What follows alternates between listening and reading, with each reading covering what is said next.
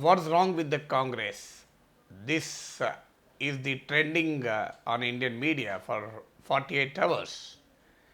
Well, finally, the storm in the teacup ended with the Congress Working Committee resolving to ensure Sonia Gandhi at the helm of affairs, at least for another 6 months or more, till the organizational elections are held.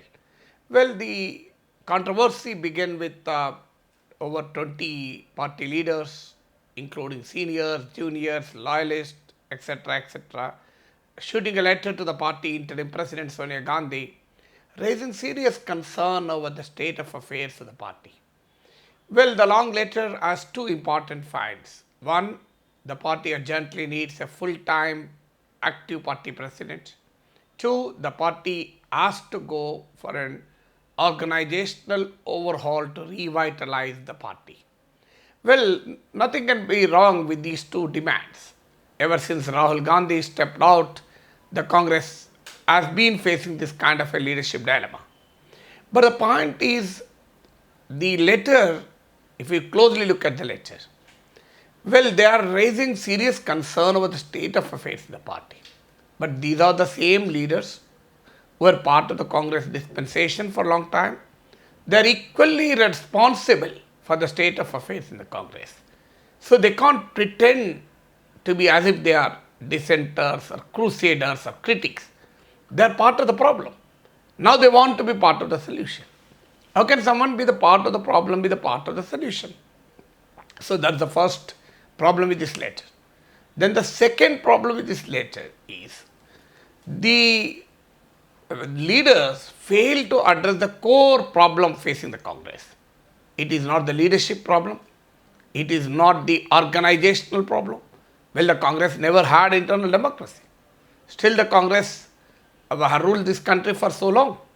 Still the Congress defeated the Vajpayee-led BJP in 2004 and remained in power for 10 long years. Still this Congress defeated BJP in 3 states, Rajasthan, Madhya Pradesh, Chhattisgarh in one go, and earlier defeated this BJP in Punjab. Still this is the same party which could protect the Ashok Gehlot government in Rajasthan. Still this is the same leadership which ensured Sachin Pilot returned to the Congress camp. This is the same leadership which ensured the Maharashtra experiment frustrating the BJP. Well, this is also the same leadership which has frustrated Yediyurappa's earlier attempts to become the chief minister by installing the BJP government by suddenly sharing power with the Devagowda party, Janata Dal Secular. Well, the problem is when in any political party or a leader, when he or she wins, there will not be a problem. When he loses, there are many critics. So as someone said, victory has several fathers, but the failure has no father. So nobody is ready to own the responsibility for the failure. Instead of making expressing serious concern over the state of affairs, these leaders should also introspect that they are also equally responsible for the state of affairs in the party. And what is the reason for this? Well, there are several reasons that plague the Congress. Perhaps the most important reason is the lack of ideological coherence. The Congress party has always been a party that promises to share the fruits of power. Those who long for fruits of power, those who wants to enjoy the fruits of power, try to be under the Congress umbrella. So the unifying element in the Congress is the power. So obviously when the party has lost 2 successive elections, in 2014 and 2019, that too showing only a disparaging performance, it is difficult for the party leadership to keep the flock together. Because obviously the promise of sharing power, the promise of sharing the fruits of power are shattered. So that is the fundamental problem.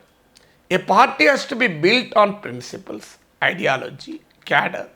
Look at the Bharatiya Janata Party.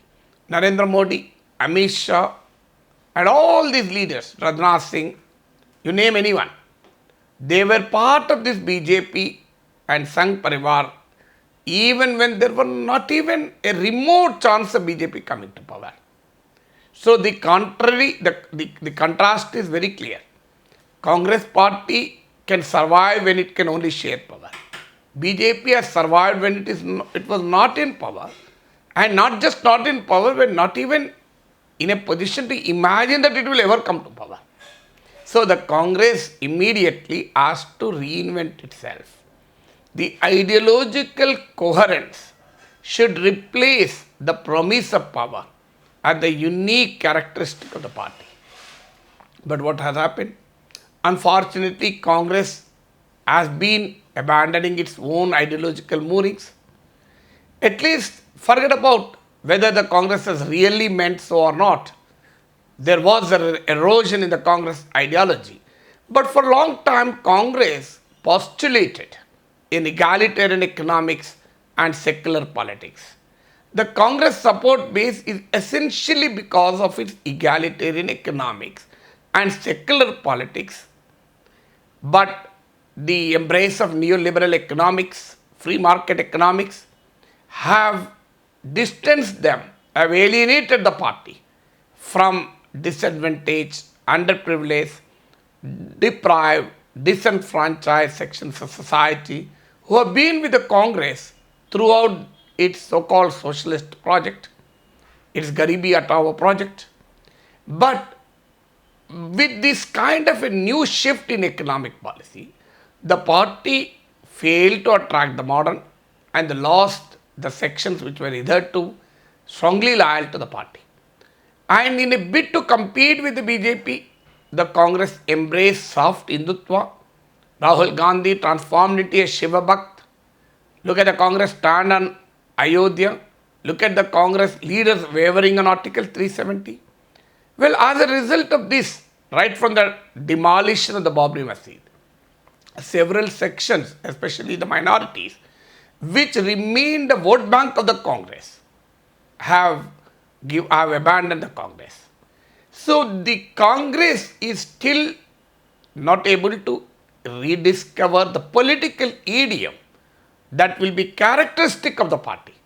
Today, BJP, whether someone likes or not, you may call it, you may condemn it as an Hindutva politics. But the same Hindutva politics is the core DNA of the BJP, around which it could rally the sections of Indian society. But the Congress is devoid of a DNA, political, ideological DNA, to rally the people around it. It can't depend only on the anti-BJP vote to catapult it to the power. So this is the first problem. The second problem is the party failed to create a robust regional leadership. It lost Y.S. Jagan Mohan Reddy in Andhra Pradesh. It lost Mamata Banerjee way back in West Bengal. It lost Jyotiraditya Scindia in Madhya Pradesh. It has almost lost Sachin Pilot in Rajasthan. So I am not telling the Congress is responsible for that. Well, the ambitions of these leaders may also be responsible. But the fact remains is that the robust regional leadership is critical for the Congress survival and Congress growth. Congress' own experience in Punjab, Rajasthan, and to an extent in Karnataka revealed the importance of a grassroots strong leadership. The Andhra Pradesh was instrumental in bringing UPA government both in 2004 and 2009 precisely because it has a very strong leader in the form of Dr. Y.S. Rajashekar Reddy, who ensured over 30 Lok Sabha seats from the state. Unfortunately, Congress could not do this in every state. At the national level, look at the Congress working committee. Look at the Congress top echelons of the party.